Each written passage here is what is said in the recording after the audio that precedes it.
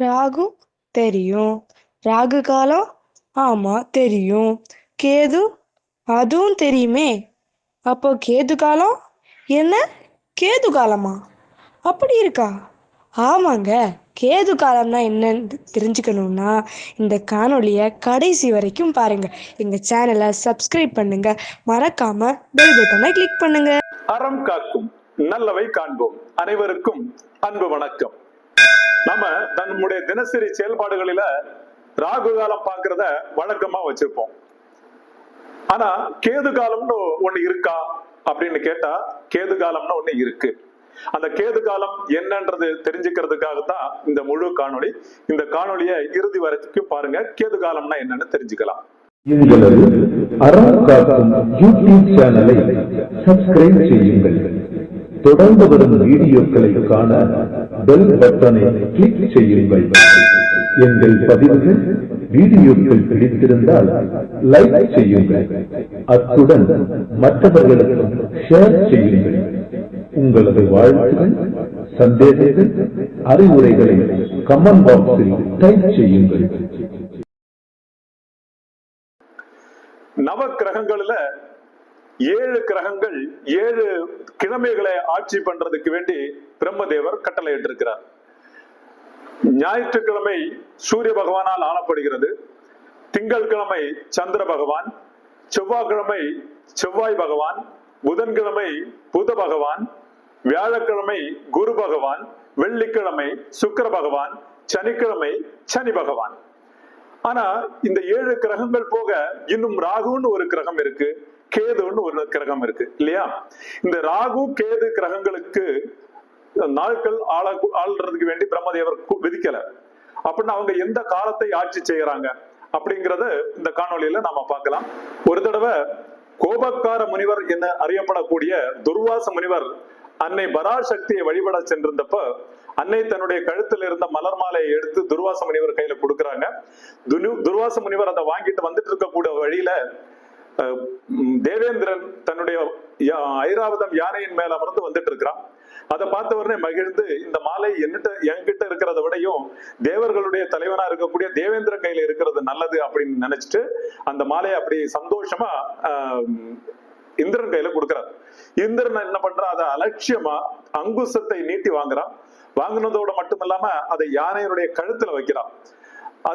அதுல இருந்த வண்டு அதனுடைய கழுத்தை கூட ஆரம்பிச்சதுனால ரொம்ப கோபம் அடைஞ்ச ஐராவதம் என்ன பண்ணுது, அந்த மாலையை எடுத்து தன்னுடைய கால்ல போட்டு மிதிக்குது. அதை பார்த்த துர்வாசருக்கு சரியான கோபம் வருது. அன்னை பராசக்தியினுடைய கழுத்தில் அணிந்த மாலை எவ்வளவு மிகப்பெரிய மதிப்பு மிக்கது, அதை இவ்வளவு கேவலப்படுத்திட்டே, நீ தேவர்களுக்கெல்லாம் தலைவனா இருக்கு, ஆணவம் தானே கர்வம் தானே சொல்லிட்டு உடனே சாபமிடுறார். நீயும் உன்னை சார்ந்த தேவர்கள் அனைவருமே உங்களுடைய சுய உருவத்தை இழந்து கிழப்பருவமாகி நோய்கள் வர உங்களுடைய ஐஸ்வர்யங்களை எல்லாம் இழப்பீர்கள் அப்படின்னு சொல்லி அவரு சாபம் கொடுத்த உடனே தன்னுடைய தவறை உணர்ந்த இந்திரன் அவருடைய காலில் சாஷ்டாங்கமா விழுறான். அதுக்கு அவர் பரிகாரம் சொல்லிட்டு போறார். நீங்க பார்க்கடலை கடைந்து கிடைக்கக்கூடிய அமிர்தத்தை உண்டீங்க அப்படின்னாக்கா உங்களுடைய ஐஸ்வர்யங்கள் எல்லாம் சரியாகும், இதுதான் அதனுடைய பரிகாரம் அப்படின்னு சொல்லி அவரு பரிகாரத்தை சொல்லிட்டு போறார். உடனே மகாவிஷ்ணுடைய யோசனைப்படி மந்திரமலையை மத்தாகவும் வாசுகி பாம்பை கயிறாகவும் வைத்து தலைப்பகுதியில அசுரர்களும் வால் பகுதியில தேவர்களும் அதை பார்க்கடலை கடைய ஆரம்பிச்சாங்க. மகாவிஷ்ணு கூர்ம அவதாரம் எடுத்து வந்து மகேந்திர மலை கடலுக்குள்ள மூழ்காம இருக்கிறதுக்காக தன்னுடைய முதுகால அதை தாங்குறார். கடைசியில தன்வந்திரி மகரிஷி வெளிப்படுறார் கையில வந்து அமிர்த கலசத்தோட. அதை பார்த்த உடனே அந்த அமிர்த கலசத்தை வந்து அசுரர்கள் வாங்கி தட்டி பறிச்சுட்டு ஓடுறாங்க. அதை பங்கிடுவதில் சண்டை வருது. உடனே மகாவிஷ்ணு வந்து மோகினி ரூபம் எடுத்து வராங்க, வந்து தான் பங்கிட்டு தருவதா சொல்றாங்க. அப்ப அவருடைய அழகுல மயங்கின அசுரர்கள் அந்த அமிர்த கலசத்தை வந்து அப்படி அவர் கையில கொடுக்குறாங்க. கொடுக்கும்போது மகாவிஷ்ணு மோகினி ரூபத்தில் இருந்த மகாவிஷ்ணு என்ன கேட்கிறாரு அப்படின்னா, மேல இருக்கக்கூடிய தெளிந்த பகுதியை யாருக்கு கொடுக்கறதுக்கு, பானையனுடைய அந்த கலசத்தினுடைய அடிப்பகுதியில் இருக்கக்கூடிய சத்தான அமிர்தத்தை யாருக்கு கொடுக்கணும் அப்படின்னு சொல்லி கேட்கும்போது அந்த அசுரர்கள் எல்லாம் என்ன பண்றாங்க, உடனே அதுல தெளிந்த பகுதியெல்லாம் தேவர்களுக்கு கொடுத்துருங்க, அதுக்கு அடுத்தது அடியில் இருக்கக்கூடிய சத்தான பகுதியெல்லாம் எங்களுக்கு கொடுங்க அப்படின்னு சொல்லி அவங்க சொல்றாங்க. தேவர்களும் அசுரர்களும் அமிர்தம் வேண்டி கண்ணை மூடிட்டு எதிர் பக்கமா கையை நீட்டி நிக்கிறாங்க. அப்போ மோகினி ரூபத்தில் இருந்த மகாவிஷ்ணு கலசத்துக்குள்ள இருந்து கரண்டி மூலம் அமிர்தம் எடுத்து முதல்ல தேவர்களுக்கு கொடுக்க ஆரம்பிக்கிறாங்க. அந்த நேரம் சுவர்பானு அப்படிங்கிற அசுரன் தேவர்கள் மாதிரி உருவம் மாறி சூரியனுக்கும் சந்திரனுக்கும் இடையில வந்து நிக்கிறான். அவன் கையில அமிர்தம் கிடைச்ச உடனேயே அதை சாப்பிடுறான். அந்த நேரத்துல சூரியனும் சந்திரனும் மகாவிஷ்ணு கிட்ட வந்திருக்கிறது அசுரன் அப்படின்ற தகவலை சொன்ன உடனேயே மகாவிஷ்ணு தாமதிக்காம கையில இருக்கக்கூடிய கரண்டியை வச்சு அவனுடைய தலையில அடிக்கிறார். அடித்த மறுகணமே அந்த உடல் வேறு தலை வேறு அப்படின்னு சொல்லி மாறி விழுது. அந்த அந்த உடலும் தலையும் சாகாம இருக்குது அமிர்தம் சாப்பிட்ட காரணத்தால. அந்த உடல்ல இருந்து 5 தலை பாம்பினுடைய தலை முளைக்குது, தலையில இருந்து பாம்பினுடைய உடல் முளைக்குது. இத பார்த்து தேவர்களும் அசுரர்களும் அதிர்ச்சியா நிக்கிறாங்க. இப்போ மகாவிஷ்ணுக்கு ஒரு காரணம் கிடைச்சிருச்சு. அசுரர்கள் வாக்கு தவறிட்டீங்க, அதனால உங்களுக்கு அமிர்தம் கிடையாது அப்படின்னு சொல்லி அவங்களுக்கு அமிர்தம் கொடுக்கவே இல்லை. இதனால கோபம் அடைஞ்ச அசுரர்கள் வந்து சுவர்பானுவை வந்து தங்களுடைய பக்கம் சேரவே விடல. நீ இங்க வரக்கூடாது அப்படின்னு சொல்லிட்டாங்க. இதனால அவன் தேவர்கள் பக்கமும் சேர முடியாம அசுரர்கள் பக்கமும் சேர முடியாம தவிச்சான். சுவர்பானு கடுமையான தவம் மேற்கொண்டு பிரம்மதேவனை சந்திக்கிறான்.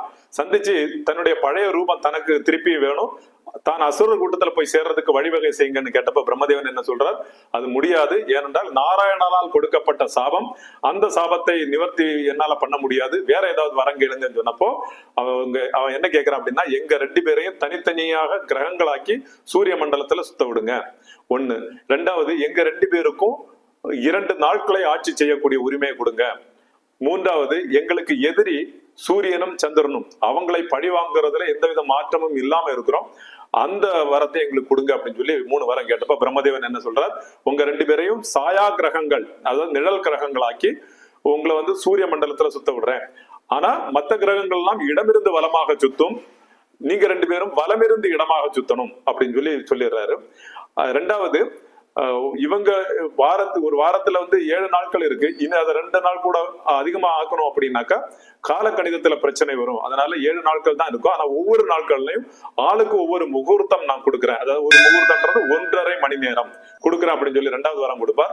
3வது, ஒரு வருஷத்துக்கு ஒவ்வொரு வாட்டி நீங்க சந்திரனையும் சூரியனையும் பழி வாங்குறது மாதிரி அவங்களுடைய கிரகணத்துக்கு தோஷம் ஏற்படுத்தலாம். அதுதான் சூரிய கிரகணம் சந்திர கிரகணம் அப்படின்னு சொல்றோம். 4வது, மனித தலையும் பாம்பினுடைய உடலும் உள்ள உருவத்திற்கு ராகுன்னு பேரு கொடுக்கிறார். பாம்பினுடைய தலையும் மனித உடலும் உள்ள உருவத்திற்கு கேது அப்படின்னு சொல்லி பேரு கொடுக்கிறார். அப்போ பகவான் மகாவிஷ்ணு அங்க தோன்றார். அவர் பிரம்மதேவனிடம் வந்து, நீங்க கொடுத்த வரங்கள் எல்லாம் சரிதான், ஆனால் அந்த வரத்தினுடைய சக்தி அவங்களுக்கு இப்போதைக்கு பயன்படக்கூடாது, அவங்க கிரகங்களாவே இருக்கட்டும், அந்த கிரகத்தினுடைய சக்தி எதுவும் அவங்க இப்ப பயன்படுத்த கூடாது. ஏன் அப்படின்னாக்கா, இப்போது அசுரர்களுடைய ஆட்சி காலம் நடந்துட்டு இருக்கு, இவங்களும் அசுரர்கள், இவங்களுடைய சக்தியால அசுரர்கள் பலம் பெற்றுவாங்க. அதனால ராவணன் அப்படிங்கிற கடைசி அசுரனுடைய ஆட்சி எப்ப முடியுதோ, ராவணன் எப்போ அழிகிறானோ அதற்கு பிறகு அவர்கள் வந்து அவங்களுடைய ஆதிக்கத்தை செலுத்த முடியும். அது வரைக்கும் கேது கடக ராசியில உட்கார்ந்து ரிக் யஜுர் சாமம் அப்படின்ற 3 வேதத்தை முழுமையா கத்துக்கணும். ராகு மகர ராசியில உட்கார்ந்து அதர்வண வேதத்தை முழுமையா கத்துக்கணும் அப்படின்னு சொல்லி அவர் வந்து கட்டளை இடுறார். மகாவிஷ்ணுடைய வாக்குப்படி ராகுவும் கேதுவும் வேதங்கள் கத்துக்கிறாங்க. ராவணன் அழிந்த பிறகு ஞானம் பெற்ற ராகு ஞான காரகனாக இருந்து ஞானத்தை அருளக்கூடிய கிரகமாகவும், கேது ஞானம் பெற்ற கேது மோட்சகாரகனாக இருந்து மோட்சங்கள் கொடுக்கக்கூடிய கிரகமாகவும் மாறுகின்றாங்க. ராவணனுடைய ஆட்சி காலத்துலதான், அவனுடைய மகன் பிறக்கும் வேளையில தான் குளிகனுடைய பிறப்பும் நடந்தது. இப்ப தேவர்கள் எல்லாம், அந்த கிரக அதிபதிகள் எல்லாம் மகிழ்ந்து அந்த குளிகனுக்கும் தினசரி 1.5 மணி நேரம், அதாவது 1 முகூர்த்த நேரம் ஆட்சி செய்வதற்கு வேண்டி கொடுத்திருந்தாங்க. அதனால தினசரி 4ல குளிகனுக்கு 1.5 மணி நேரம், அதாவது 1 முகூர்த்தம், ராகுவுக்கு 1.5 மணி நேரம் 1 முகூர்த்தம், கேதுவுக்கு 1.5 மணி நேரம் 1 முகூர்த்தம் கொடுத்தாங்க. அப்போ ராகு காலம், ராகுவினுடைய காலம், குளிகை நேரம், குளிகனுடைய நேரம், கேது காலம், கேதுவினுடைய நேரம், அதை நாம யமகண்டம் அப்படின்னு அழைக்கிறோம். இப்போ நமக்கெல்லாம் யமகண்டம் அப்படின்றது கேது காலம் அப்படிங்கிறது பல பேருக்கு தெரியாம இருந்தது. இப்ப கேது காலம்ன்றது யமகண்டம். பல பேர் யமனுக்குரிய நேரம் நினைச்சிட்டு இருக்கிறாங்க. யமனுடைய காலம் கிடையாது யமகண்டம். யமகண்டம் என்பது கேதுவனுடைய காலம். ராகு காலம், குளிகை காலம், கேது காலம். கேது காலம் தான் யமகண்டம் என்று அழைக்கப்படுகின்றது. இந்த 2 கிரகங்களுமே ராகு காலமும் கேது காலத்திலையும் நல்ல காரியங்கள் எதுவும் நம்ம துவங்க கூடாது. இரண்டுமே பாம்பினுடைய, அதாவது விஷத்தன்மை மிகுந்த காலகட்டங்கள் அப்படின்னு சொல்லி சொல்றாங்க. ஆனா அந்த 2 கிரகங்களும் யாருக்கும் கெடுதல் பண்ணாது, நல்ல கிரகங்கள். ஞானத்தை கொடுக்கக்கூடியவர் ராகு. ராகுனுடைய வழிபாடு செய்தால் ஞானம் கிடைக்கும், கேதுவனுடைய வழிபாடு செய்தால் மோட்சம் கிடைக்கும். இந்த காணொளி மூலமா உங்களுக்கு கேது காலம்னா எது, ராகு காலம்னா எது, அதனுடைய வரலாறு என்னன்னு தெரிஞ்சிருக்கும். நம்ம யமகண்டம்னு சொல்லக்கூடிய நேரம் தான் கேது காலம். உங்களுடைய ஆலோசனைகளையும் சந்தேகங்களையும் வாழ்த்துக்களையும் கமெண்ட் பாக்ஸ்ல டைப் பண்ணுங்க. நன்றி, வணக்கம். அறம் காக்கும் நல்லவை காண்போம். வந்தே பாரத மாதரம்.